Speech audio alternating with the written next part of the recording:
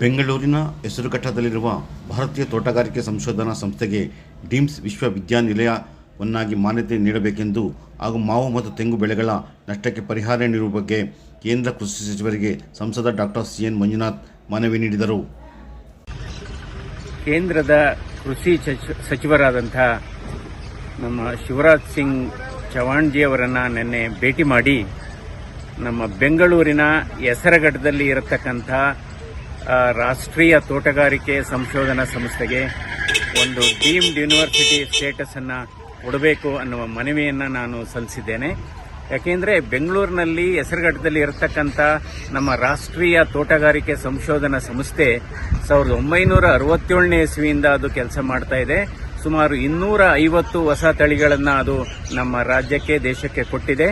ಅದರಲ್ಲಿ ಕಾಯಿಲೆ ಅಂದರೆ ಡಿಸೀಸ್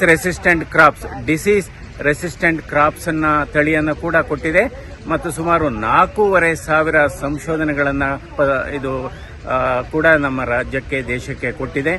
ಇಂಥ ಪ್ರತಿಷ್ಠಿತ ಸಂಸ್ಥೆಗೆ ಒಂದು ನಾವು deem to be university status ಅನ್ನು ಕೊಡಬೇಕು ಎನ್ನುವ ವಿಚಾರವನ್ನು ನಾನು ಮಾನ್ಯ ಸಚಿವರಾದಂತಹ ಶಿವರಾಜ್ ಸಿಂಗ್ ಚೌಹಾಣ್ಜಿ ಅವರ ಗಮನಕ್ಕೆ ತಂದಿದ್ದೇನೆ.